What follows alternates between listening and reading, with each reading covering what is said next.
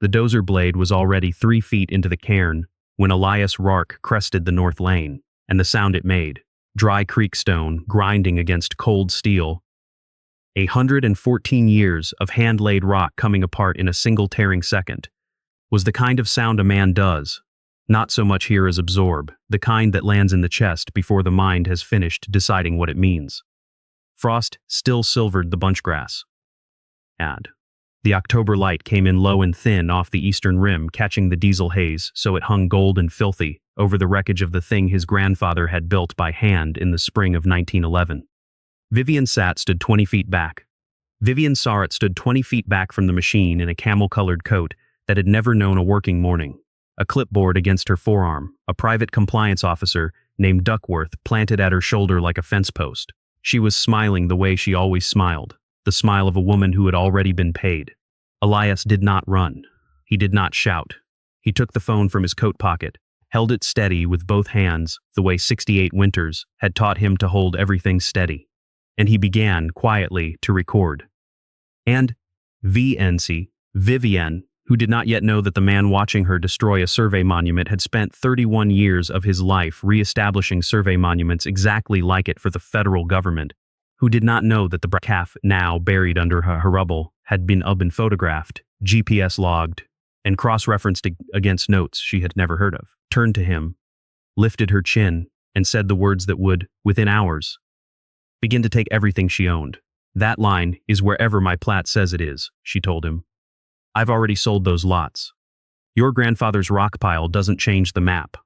Within the week she would learn, in a room full of witnesses and a court reporter's steady keys, and exactly whose land tried to seize, and exactly which one of them had been holding the real map all along. To understand how it came to this, it helps to go back, not weeks, but 4 generations, to the autumn of 1908, when a young axeman named Thaddeus Roark walked a government survey crew across the high sagebrush benchland that the maps would come to call Township 9 North, Range 62 West, and drove his first section corner into ground that had never been fenced. Thad was 19. He carried a gunter's chain and a double-bit axe, and the kind of patience that the country either teaches a man or kills him for lacking. When the survey moved on, he stayed, and in 1911 he filed a homestead entry, and had owned for generations. And over the next dozen years, he and a mule and a good deal of stubbornness assembled the 3,700 acres of dry draw and spring seep and cottonwood bottom that the family would call, for the next century, Kestrel Draw. He built a stone spring house that still stood. He strung the first 4 miles of fence, and over the northeast corner of Section 14.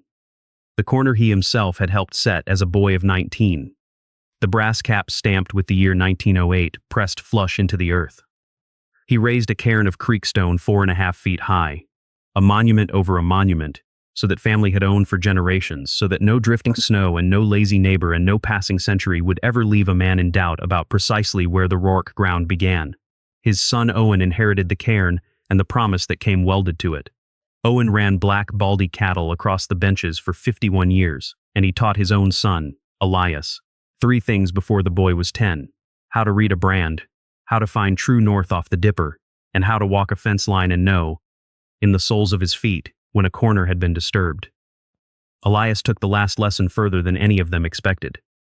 He left Kestrel Draw at 18, took a degree in geodesy he half understood and wholly loved, and hired on with the Federal Cadastral Survey, the men and women who spend their careers re-establishing the exact bones of the public land, resurveying townships, remonumenting lost corners, testifying in the driest and most consequential property fights in the country.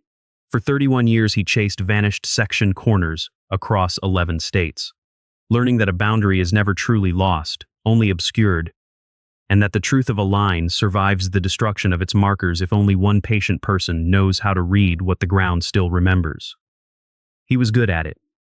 He was, in a specific and narrow and now suddenly relevant way, one of the best living at it, and he was 300 miles away, in a motel outside a county seat that no longer matters, retracing another man's lost corner, on the March morning 18 months before this story truly begins, when Owen Osson died alone in the ranch kitchen with an unfinished cup of coffee going cold at his elbow and a voicemail on Elias's phone that Elias would not hear until nightfall.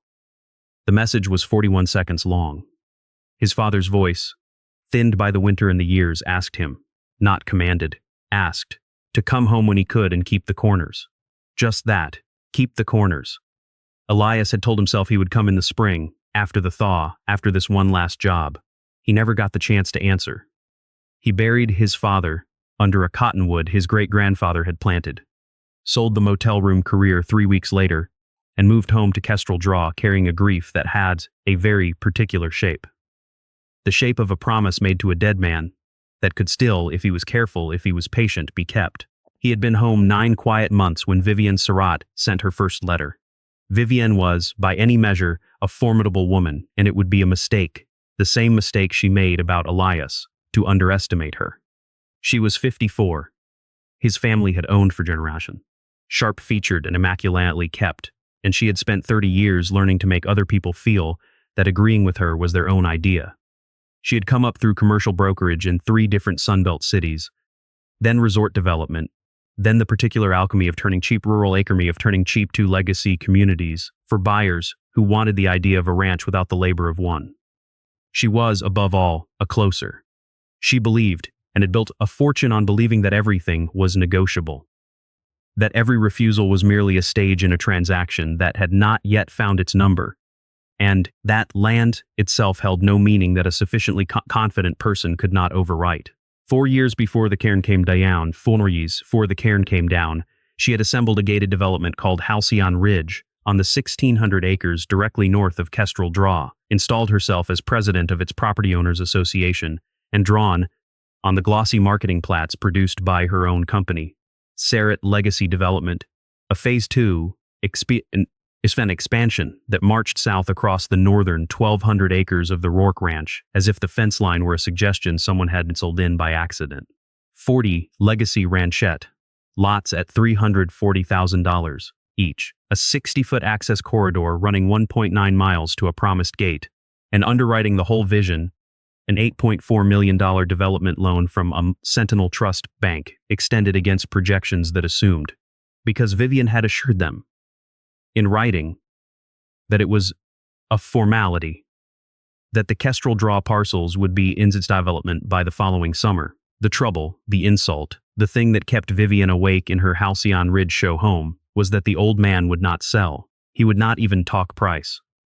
He would meet her at his gate in a canvas coat that smelled of wood smoke and cattle, listened to her with a courtesy that she mistook for weakness, and then declined so gently that it took her a full mile of gravel road each time to realize she had been refused. To a woman who believed refusal was a stage, Elias Roark was not a man. He was an obstacle in a spreadsheet, and obstacles, in Vivienne's long and profitable experience, could be moved. With pressure, with paper, with the slow grinding attrition that had broken tougher holdouts than one grieving rancher, who, as far as she had bothered to learn, was nothing more than a retired government paper pusher come home to die on his family's dirt. The pressure began, as it so often does, politely. The first letter arrived on Halcyon Ridge Property Owners Association letterhead. Informed Elias that his parcel fell within the association's planning jurisdiction, and assessed him a $250 fee for an unpermitted agricultural structure, the spring house his great-grandfather had laid by hand in 1911. Elias read it twice, noted that the association had no more authority over his deeded land than a passing crow, and did the thing he would do without deviation for the next 11 months. He photographed the letter, he photographed the postmark, he slid it into a manila folder, labeled it in pencil, and wrote the date. It was the first of what would eventually become 14 folders and better than 900 photographs. An archive assembled with the unhurried thoroughness of a man who had spent 3 decades learning that the case is won not in the courtroom but in the patient months before it, in the boring accretion of documented fact. He said nothing had owned for generations. He said nothing to Vivienne about it. That was the point.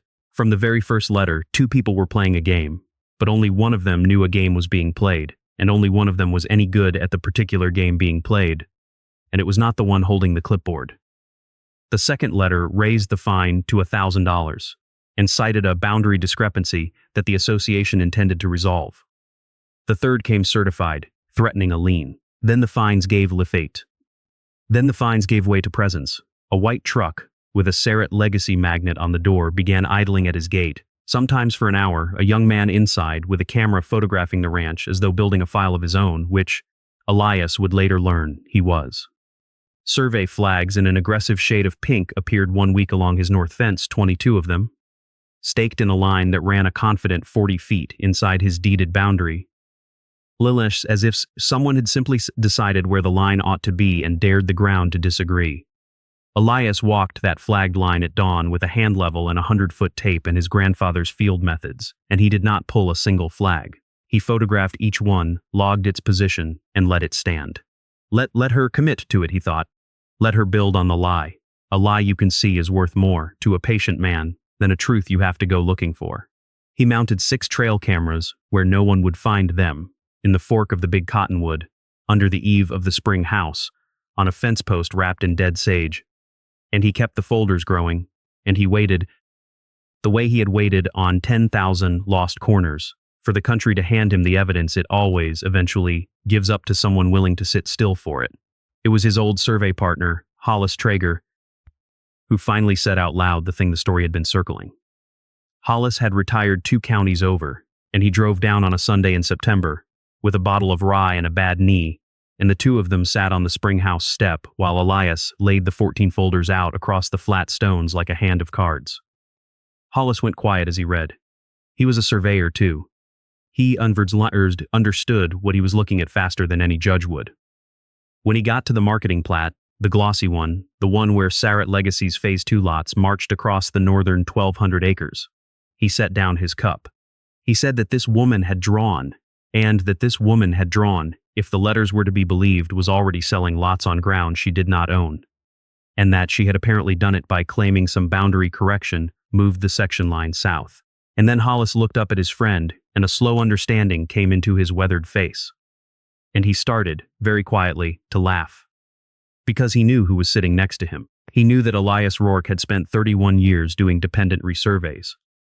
The exact painstaking court-defensible process of re-establishing where an original government line truly ran, from the original 1908 field notes, from bearing trees and from bearing trees and monument records, and the physical evidence still held in the ground. He knew that Elias had testified as an expert in 19 boundary fraud cases and had never once been on the losing side. He knew that the brass cap under that cairn had been set on the original survey that Elias's own grandfather had chained as a boy. Of all the section corners in all the counties in the West, this woman had chosen to fabricate a fictional line across the one property in the country, owned the one property by the one man alive most precisely, most catastrophically equipped to prove that the line had never moved an inch. Viv Sarrett, Hollis said, wiping his eyes, has no idea. She thinks she found an old rancher. He shook his head. She found the last man on earth you'd want to lie to about a corner. Elias did not laugh. He looked north, toward the cairn, toward the flags, toward his grandfather's brass cap, sleeping under 114 years of stacked creek stone. And he said only that a man ought to be sure before he moved a monument. He said it the way you might say a prayer if he said it the way you might say a prayer for someone who was not going to receive it in time, because Vivian all this while was not slowing down. She was accelerating, driven by a pressure Elias could not yet see. The pressure of 40 pre-sold lots and a lender whose patience was measured in quarters. She had, it would later emerge, already collected earnest deposits on all 40 ranchettes. Out-of-state buyers, out-of-state charmed by drone footage and a woman who could make a fence line sound like a technicality. And those deposits, sitting in her development's escrow account, totaled $2,720,000 for land she had no lawful claim to sell. Sentinel Trust was asking, gently at first, when the Kestrel parcels would clear. And so on the 9th of October, having decided that the old man's stubbornness had passed from inconvenience to liability, Vivian Surratt made the single decision from which nothing else in her life would recover. She sent a dozer. The crew came at 7:40 in the morning, cutting the north gate chain and grading a rough road toward the northeast corner of Section 14. And the reason, the coldly logical, ruinously stupid reason, was that the cairn was in the way. Not just physically in the way of her 60-foot corridor, evidentially in the way. Someone on her staff, someone who understood corners better than she did, Shirley told their since monument standing squarely over a stamped brass cap was a problem for anyone claiming the line ran elsewhere, and Vivienne, being a woman who solved problems by removing them, had ordered the problem removed. She drove out to watch. She wanted, Elias thought later, to be there when the last obstacle came down. She got her wish, and she got Duckworth to stand between her and the old man. And she got the dozer 3 feet into the cairn before Elias crested the lane with his phone already recording, and she got, on that recording, in a voice pitched to carry over the diesel, the sentences that would own for generations, the sentences that would be read aloud in a courtroom, and printed in a state licensing order, and quoted in her own bankruptcy filing. That the line was wherever her plat said it was, that she had already sold those lots, and advertised generations, and that his grandfather's rock pile did not change the map. She said one more thing, too, quieter, the kind of cruelty that comes easily to people who have never once been on the receiving end of it. She said the road was going through, Lebiad's going through, whether his dead father liked it or not. Then Duckworth put a hand on Elias's chest and told him he was trespassing on an active work site. And for 26 minutes, Elias timed it, because timing things was the habit of his life, and because his own trail camera on the fence post timed it too. A private security contractor with no lawful authority detained a 68-year-old man on his own deeded ground while a machine finished grinding his great-grandfather's monument into a scatter of creek stone and turned earth. Elias did not struggle. He stood very still, and he let the camera in his hand and the camera on the post and the camera in the cottonwood record every second of it. And when they finally let him go, he walked back down the lane, and he did not weep until he reached the spring house. And then he not weep. The country had taught him to do everything. Wept the way the country had taught him to do everything, privately, thoroughly, and only once. Keep the corners, his father had asked. He had failed to reach his father in time. He would not fail this. That afternoon, he called Priya Anand. Priya was the family's attorney, a land use and property litigator, with a small office in the county seat, and a reputation. In the dry professional way these things are measured, for bringing a case she had not already won, and for she had handled Owen's estate. She knew the ranch.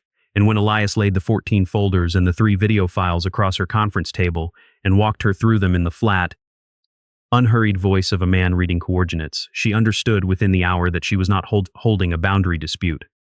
She was holding a fraud, a well-documented one, executed by a woman who had helpfully narrated her own crime on high-definition video. Priya brought in the county surveyor, an unshowy public servant named Warren Petch, who confirmed on his own independent retracement what Elias already knew in his feet.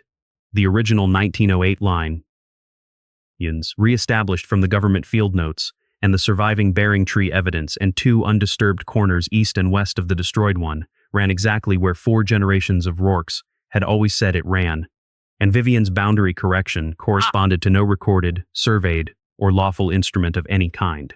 It was, Warren said carefully, a line someone had simply drawn. And then Priya made the call that turns a civil grievance into an existential threat.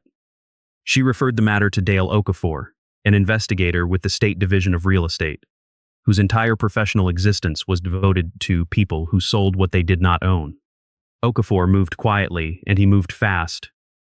And the thing he uncovered was worse than any of them had guessed, because the person who handed it to him did so voluntarily. Her name was Janelle Petrakis, and she was Sarah Legacy's escrow and sales coordinator, the woman who had kept the books on all 40 ranchettes, and she had been sick to her stomach for the better part of a year. Janelle had been the one telling nervous buyers that the Rourke title matter was a formality. She had watched the deposits come in. She had assumed, because that is what decent people assume about their employers, that the boundary question was genuine and would be honestly resolved. Then the dozer went out on the 9th of October, and Janelle Petrakis went home that night and did not sleep, and 3 days later she made copies of everything and drove them to Dale Okafor's office in a banker's box on the passenger seat. What she surrendered proved not overreach but intent, in Vivienne's own words and Vivienne's own numbers. There was a spreadsheet titled Kestrel Absorption, Phase 2, listing all 40 lots as sold, dated 8 months before any claim of a boundary correction had been recorded anywhere. Sold. That is, before Vivienne had even manufactured the pretext for owning them. There was a buyer objection handling script instructing staff to describe the Rourke parcels as pending final boundary resolution and, if pressed, to say clear title would follow once the seller's estate is settled. The seller being Elias, who was neither dead nor selling.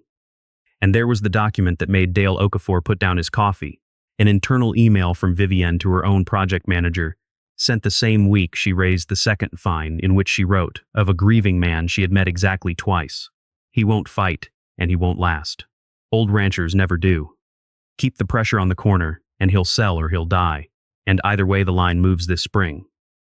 Keep the pressure on the corner, she had, without knowing it, written down the whole of her plan and the whole of her contempt in a single sentence, and she had put it in an email, and the email now sat in a state investigator's file next to a video of her ordering that very corner destroyed. The public confirmation came at the Ardith County Planning Commission's 3rd of November for Generation, where Vivienne had placed on the agenda a request to ratify a boundary adjustment for the Halcyon Ridge Phase 2 expansion, a bureaucratic laundering of the fiction, meant to give the fraud a coat of official paint, meant to give the fraud before the buyer's patience or the lenders ran out. She did not know that Priya and Dale and Elias had spent 2 weeks preparing for exactly this room. She did not know the video existed. She stood before the commission in the same camel coat, poised and fluent, and she made her case with the easy authority of a woman who had never lost a room. And then the chair opened the floor, and a quiet older man in a canvas coat rose from the third row and asked, in a voice so mild the court reporter had to ask him to speak up, whether he might put a few questions to Miss Sarrett for the record. He asked her, first, whether it was correct that Sarrett Legacy had marketed and sold 40 lots within the proposed expansion. She said, with pride, that all 40 were spoken for. That demand for Halcyon Ridge had frankly exceeded supply. He asked whether any of those 40 lots had been sold before the boundary adjustment she was now requesting had been approved by any public body. She said, a touch impatiently, that the adjustment was a formality and that serious buyers understood. These things moved in a certain order. He asked whether she personally believed a property boundary could be relocated by agreement of a developer, without a recorded survey, without the deeded owner's consent, and Vivienne Sarrett, who did not know that the man asking had re-established 4,000 corners across 11 states, who did not know his phone had recorded her at the cairn, who saw, in the third row, only an obstacle she had nearly finished removing, lifted her chin and told a public commission, on a public recording, that boundaries were really just suggestions until someone with capital decides otherwise. And that progress had been moving lines since the country was surveyed and would go on moving them long after sentimental holdouts were gone. It was the same thing she had said to him at his gate 4 years, and a lifetime ago, the throwaway conviction she had never once thought to hide. She had said it so many times it no longer felt like a confession. Elias thanked her and sat down and said nothing else. He did not need to. She had just narrated her intent, under her own name, in a public forum. For the third documented time, the case went to trial in the Ardith County District Court 11 weeks later, and it was, in its way, the least dramatic proceeding imaginable, because Priya Anand had built it to be. There were no surprises, no shouting, no last-minute revelations. Only the slow, rhythmic, inexorable presentation of a truth that had been sitting in 14 folders waiting its turn. She laid it out piece by piece, in an order Elias himself had suggested, the order in which you re-establish a lost corner. From the oldest, most authoritative evidence outward. First, the 1908 government survey plat, certified and owned for generations, certified from the state archives, showing the northeast corner of Section 14 exactly where it had always been. Then the original surveyor's field notes in a 19-year-old axeman's careful hand, describing the bearing trees. Then Warren Petch's independent retracement, confirming to the 100th of a foot that the line had never moved. Then the deed, unbroken through 4 Rourke generations back to the 1911 homestead patent. Then the fines, and the flags, and the letters, 9 of them, and the photographed postmarks, entered one after another until the sheer accumulated weight of the harassment campaign filled the room. Then the trail camera footage of the dozer, and the trail camera footage of the dozer and the 26-minute detention. And then, in a courtroom gone entirely silent, Priya played the recording from the gate, and the whole county had owned for generations. And the whole county heard Vivienne Sarrett say that the line was wherever her plat said it was, that she had already sold those lots, and that the road was going through whether his dead father liked it or not. Vivienne's attorneys tried, at the midpoint, the only pivot left to them, that their client had acted in good faith, relying on a boundary opinion from a title company, an honest developer misled by bad advice. It was not a bad theory. It survived for exactly as long as it took Priya to enter Janelle Petrakis's banker's box. The Kestrel absorption spreadsheet dated 8 months before any boundary opinion existed. The objection-handling script coaching staff to stall buyers, and the email in which Vivienne herself had written that she would keep the pressure on the corner until the old man sold or died, and the line moved that spring. Good faith does not, the judge would later observe, sell 40 lots 8 months, inventing the claim of ownership pivot. The pivot collapsed. What remained was only the reading of the verdict, which the judge delivered in the flat formal language that such moments require. That title to the disputed 1,200 acres was quieted, wholly and finally, in favor of Elias Rourke. That every instrument Surratt legacy had recorded touching the Kestrel Draw parcels was void ab initio, of no legal effect, stricken from the record. That the defendant had committed slander of title, fraud, and the willful destruction of a government survey monument, and that the plaintiff was awarded damages the specifics of which mattered less to the man in the third row than the 4 words that preceded them. The corners are restored. The dominoes did not so much fall as detonate. The title insurer, learning that its policies covered lots the seller had never owned, denied every claim and rescinded its commitment within a week. Sentinel Trust, its $8.4 million loan now secured by fiction, called the note immediately and moved to seize what collateral remained. The 40 buyers, Averitt means their deposits frozen and their dream ranchettes revealed as squares drawn on another family's land, joined together and joined the suit. The Halcyon Ridge Association Board, the neighbors who had signed Vivienne's letters and idled trucks at Elias's gate, resigned en masse within the month, some of them, Elias suspected, more frightened of the criminal referral than ashamed of and the fraud. Dale Okafor's file, thick with intent, went to the district attorney, who charged Vivienne Sarrett with theft by deception, recording false documents, family had owned for generations, and criminal mischief for the destruction of the monument, and to the state real estate board, which suspended and then permanently revoked the broker's license she had spent 30 years building. She did not go to the meetings that ended her. She had by then stopped going to meetings at all. Elias did not gloat. This for such people who did not know him and did not surprise Hollis Traeger at all. When a local reporter drove out to Kestrel Draw hoping for a triumphant quote, Elias offered her coffee and a chair on the springhouse step, and said only that he had not won anything, that the line had been where it was the whole time, and all that had happened was that a room full of people had finally agreed to see it. The victory, such as it was, had a quiet and expanding tale. The 40 buyers recovered most of their deposits from the wreckage of Sarrett legacy, and Elias, who owed them nothing, his family had owned for generations, who had every reason to let them stew for having believed a woman selling his land, drove out to meet the 3 of them who had actually broken ground on their fictional lots, and helped them, without fee, retrace their true parcels back in the real Halcyon Ridge, so that at least they would not build their houses on a lie a second time. Other victims surfaced, as they always do once the first one falls. 2 families, 3 counties north, came forward with a smaller, earlier version of the same scheme, a boundary correction. Vivienne had run years before against holdouts less equipped to fight it. And as Elias sat with their lawyer for an afternoon and showed him patiently how to reestablish what had been taken. The neighbors came too, 1 and 2 at a time, hats in hand. A rancher named Delp, who had idled his truck at the gate for pay, stood at the edge of the yard and could not quite meet Elias's eye and said he was sorry, that he hadn't known, that he should have. Elias told him to come in out of the cold and have a coffee, and that was the whole of the reckoning, because to a man who had kept a promise to the dead, the living owed nothing but their honesty going forward. Spring came the way it always comes to the high benches, grudging and then all at once, and Elias Rourke spent it rebuilding the cairn by hand. He would not hire it done. He hauled skidders had owned for generations. He hauled the scattered creek stones back up the north lane in the bed of his father's old truck, a few at a time, and he reset them over the re-established corner, one careful course at a time, kneeling in the cold mud with a string line and a level, and the unhurried attention of a man who had spent his life making sure of things. Warren Petch came out at unforgettable and helped him drive a new brass cap.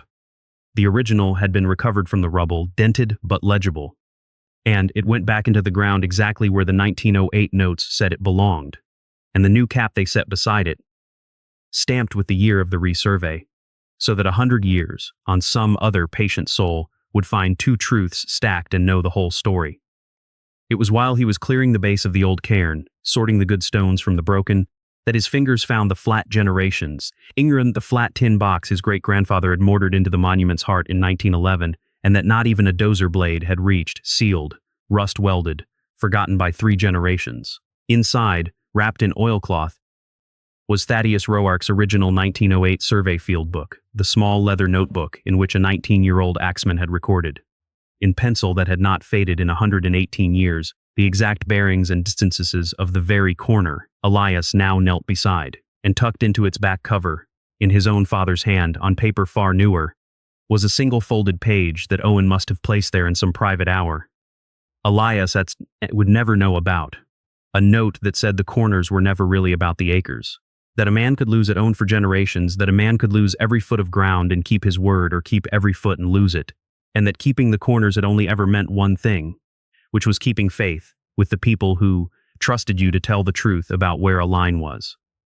Come home when you can, the note ended, in the same words as the voicemail Elias had heard too late.